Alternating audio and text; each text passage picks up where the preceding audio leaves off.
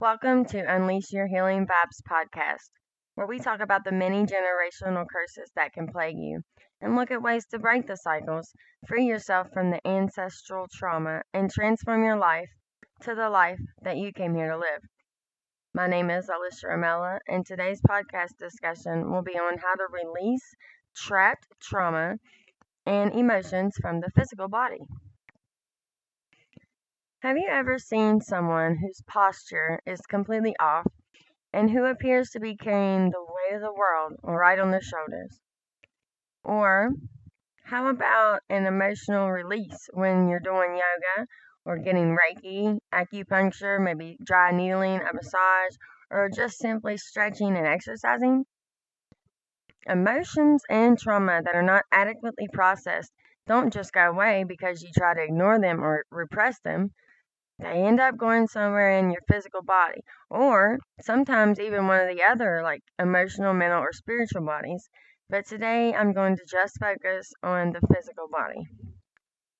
Certain places in the body store trauma and repressed emotions more than others. Have you ever woken up with a stiff neck and just don't know why? Well, if you have a self care practice, maybe you did a little bit of morning stretches or journaling, only to find that your neck stiffness seems to have gone away. Or maybe you start to cry and you just don't have any idea why. Your stretching or journaling led to an emotional release, and trapped energy got out. Crying is a super healthy way to let go of emotions in the physical body. But we're not taught to cry at a young age, right? We're taught not to cry from a young age, which is so counterintuitive to do. Please try not to do this to your children, especially boys. Have you ever noticed when kids make a ton of random sounds, while it might aggravate you, they are releasing trapped emotions and trauma. You're born with this ability, but through the programming in the world that we live in, you're forced to shut off the way that you used to heal your emotions. Kind of sad, really. Or say now we get mad because our husband has communication problems. Or maybe our teenagers won't talk to us, but instead they just walk around angry all the time. Many people were forced into this behavior by not being able to release emotions properly as a child. And over time, it just keeps building and building and building until people explode. Typically, when people explode, it's in anger because, let's face it, anger feels better than sad, right? Plus, we were told not to be sad. Straighten up that upper lip. You don't have any reason to cry. Boys don't cry. Let your kids cry. Let them make ridiculous sounds, flap their arms, run around. All of these things are just natural ways to expel trapped energy and emotions.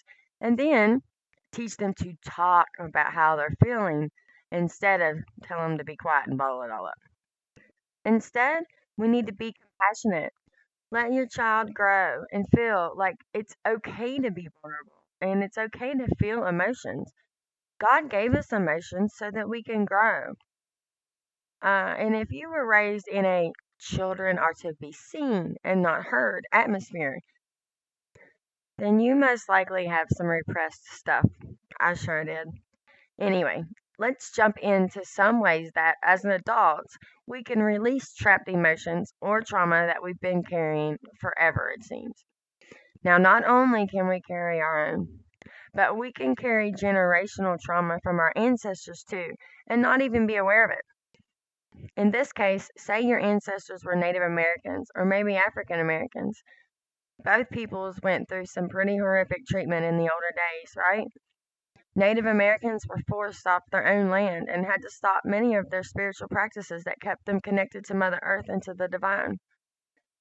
African Americans were sold as enslaved people and treated horrifically by many people, and they were torn apart from their families and children, underfed or beaten. This type of trauma gets encoded into the DNA and it's passed down to offspring and offspring until someone in the ancestral line learns a way to release it for the whole bloodline. That is what many of us are here to do today. There has never been a better chance than right now in this lifetime to heal your bloodline and release generational trauma. Many of us are called here to do just that. Your ancestors have been waiting for you. Generational curses are also passed down, and it's mentioned in many of the ancient texts and religions, including Christianity, Judaism, and even Greek mythology. And who can forget Shakespeare's allusion to generational curses? A plague on both your houses. Romeo and Juliet, for those of you who forgot, or just didn't read much Shakespeare. Ancestral sin or ancestral curses are not new age like some people would like to paint them and want to write them off. Generational trauma has been scientifically proven to be passed down from generation through epigenetics and also, of course, environmental. Rachel Yehuda has done a tremendous amount of work in this field, and one of her earlier studies found that there were genetic changes in Holocaust survivors, and they were being passed down to their children through a gene adaptation of the FKBP5 gene allele. The trauma caused this change to occur in the DNA, and in turn, both parents and children had elevated cortisol levels, which is the stress hormone. This particular study was done in 2015, but since then, she and many others have found that there is more than just one gene that is being passed down from generation to generation, but many different proofs of trauma that's being inherited, not just biologically, but psychologically and even anatomical changes. If you're interested in learning more, then you can research Rachel Yehuda and learn about her work, as well as many others. I've simply found her to be one of the pioneers of present day work in this field. Alright, so that was a bit of a tangent, but I wanted to set the stage a bit in case you were one of the people who think that they haven't had any traumatic experiences or repressed emotions, so they wouldn't have any energy, they're trapped emotions that would need released. Well, now you know that you could be potentially carrying trauma that's been passed down from your ancestors too. So, for one thing you can do to help this is to begin a mindfulness practice. Mindfulness is when you become hyper aware of your thoughts, feelings, moods, or actions. So, typically, mindful eating is something that I like to talk about a lot, which is paying attention to the taste and the texture of the food and savoring every bite so that you increase your feeling of fullness and you slow down your eating consumption so that you don't overeat. Good time to practice that is right now during the holidays. But you can also practice mindfulness daily regarding your thoughts and feelings. So, next time someone really bothers you by saying something that it just upset you, take a closer look at it. Why did it upset you? Do you see yourself in them and want to change that part of yourself? And maybe that's why you're taking notice and reacting to it. Simply becoming the observer before you say or react to situations. If you're listening to a song and a feeling comes up and you know it's from the past, take a look at that feeling, acknowledge it, and that you're feeling it and feel into the emotion, and then set an intention for you to release it from your body. If you make a practice of this, more and more stuff's going to come up for release. So the next part is to learn to accept yourself and realize you're not your thoughts or feelings. You're just experiencing them. And then you need to have self-compassion for yourself and your old self or your inner child who maybe had repressed the emotions. Or if you don't seem to know where the emotion's coming from, ask your ancestors out loud if maybe this is something that was theirs that you're carrying, and set an intention for it to be released from you and your entire bloodline. You may want to meditate or ask your God or higher being power to help you heal it for your family line. Expressing yourself is the best way to release emotions trapped in the body. When you express yourself, you can express trapped emotions too. There's so many ways to do this, and everybody will have a different method or a few that really work. So, for example, I'll discuss some of my self expression techniques that I really enjoy. And as a kid, I didn't know consciously that I was releasing trapped emotions. I just know that these things felt good. So, a good idea is to look back on your childhood or maybe your early teenage years when you did something that simply made you feel good. And it was also a form of expression, self expression. So, for me, dancing was probably the first that I really remember loving. And see, I was in dance classes at the age of 3, and I danced all the way up through high school professionally, and then off and on, as I got older. But dancing is a form of what I like to call movement medicine. You can do many things here, like in this category, that make you feel alive, which would constitute movement medicine. So, like as an adult, I like dance, yoga, qigong, self reiki, or tapping. Those are my top choices. But any movement that makes you feel good, you can add a bit of yourself in there, is good for self expression, and it will help you to release trapped emotions. You can also try running or walking or lifting weights, which is a good way for some people to get their emotions out. Next, we have writing, which is another one of my favorites. Writing is a way to express emotions. You can do this by free writing, where you have no rules. You just let things flow on paper. Or you can try journaling. It's actually a great tool to get rid of emotions, and you can find a million journal prompts online that are designed to help you get your emotions out that you may not even know are there, or that you're still holding on too tightly to, and they're trapped in your bones or organs. Breathing exercises and meditation are another good way to let out emotions. Oh, but another one of my favorites is sunbathing, and preferably without sunscreen. There are natural things that you can put on your skin that don't have harmful chemicals in them. So if you're prone to burning and you just absolutely want something on your skin, you can use coconut butter or maybe coconut oil. Most everything that you've been told about the sun is so false. We need the sun. We need the energy from the sun and for our DNA to flourish. Being in the sun is therapeutic. Just ask anyone you know who works outside in the sun for a living. The sun is part of what keeps them going. And if you've ever noticed their face, it's just got a glow about it. And probably cleaner too. People who get outside in the sun are healthier. They live longer. That's what the sun's for. Anyway, it's also great to sweat. Sweating is how we get rid of toxic stuff that's in our bodies. And toxicity is everywhere, folks, especially in today's day and age. So, if you have access to a sauna, that's another good way to let out emotions because toxins and emotions both can come out of your body through sweat. So, if you can get out in the sun and break a sweat that way, or maybe just exercise a little bit, or get outside and exercise both. And then maybe if you can get into a sauna once in a while, it's really great for you to sweat because stuff will just come out of there. And also, if you want to get outside in the sun, if you're able, not everybody, lives where they can get out and walk around in the sun much. But if you can, you should take advantage of it. Also, try walking barefoot on the ground anytime that you can. Barefoot walking is super grounding and it shakes up your blood so that it flows better. Prevents clotting. It's very good for you. And you only have to do it for a few minutes. Your body just feels great.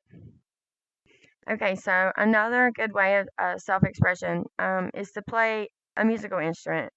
If you enjoy playing like guitar or piano or some other instrument, you can do that as a way to self express and release trapped emotions. Music is therapeutic for many people, me included. And if you enjoy playing, it can really relax you and help you get out some trapped emotions or even generational trauma.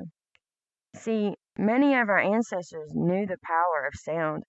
That's why they had so many rituals that consisted of playing music, like drums, and dancing, because they knew that it released trapped trauma. Now, if you are an artist, you can draw or paint to release your emotions. My little girl's into painting and art. So whenever she starts to walk around and get huffy puppy, I suggest that she gets the watercolors out and make a nice picture to go on the refrigerator or give it to somebody that she cares about. Once she gets started painting, you can see the emotions flow off of her like a waterfall. And in 20 minutes, she's laughing and having fun. And now she has a nice self expression to add to her collection instead of walking around angry all day. So here's another good one: punching a punching bag. As a kid, I really liked to hit pillows when I wanted to let out some anger. But don't hit anything hard like a wall, as you might break your hand and definitely feel worse. But you can get like a punching bag or a pillow or even one of those inflatable things with sand in the bottom like you give kids. See, my kids have one of those. And it's another excellent way to let kids, let them get stuff out healthy. Instead of hitting each other, they're hitting on the bag. And let's see, gardening. Gardening is a recent tool of mine. Um, just putting my hands into the dirt and reconnecting to Mother Earth is just so therapeutic. I just can't wait for spring.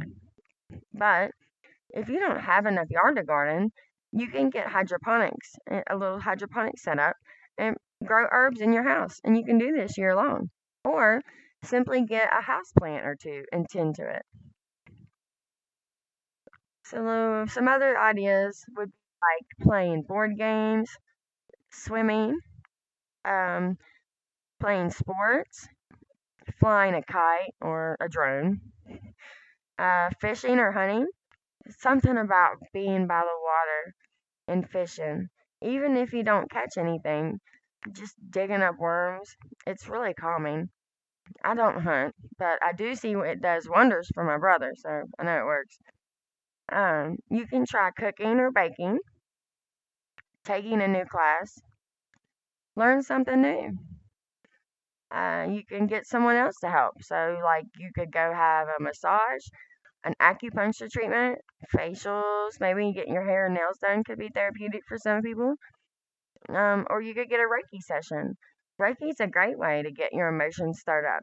And you can set an intention before your session to get them stirred up and released, but no longer is serving you.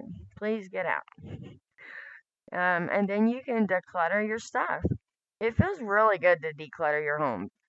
But if you're not about to lose anything or let anything go and you don't want to give anything away, you can try just to rearrange maybe your furniture or change around your decorations.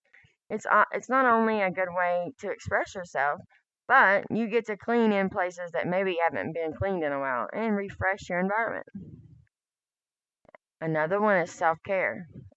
I harp on self care all the time, but it's because it's very vital that we practice self care and we take care of ourselves first because we can't take care of anybody else until we take care of ourselves. And you can't get external validation from other people. You have to love yourself before anybody is going to be able to love you. And they need to love themselves too. All right, so I think that's about it. If you practice some of these, I am almost sure you're going to feel lighter. If you still want more help with trapped emotions, you may need to express them with someone you can trust, and expression gets them out. Or maybe you need some help with a self care routine, or you're struggling with an addiction or codependency issues. I'm a generational curse and a trauma coach. I focus on any of those generational curses that you may be dealing with. And if you're ready to let them go and help your next generation by becoming the cycle breaker, if you're interested in learning about me and what I do, my website is unleashyourhealingvibes.com, spelled just like my podcast. Or you can click on the link I'm going to put in the description for the episode. So I look forward to helping you break free from generational trauma and live the life that you came here to live. That's all I got for today, folks. Thanks for listening. And don't forget to unleash your healing vibes.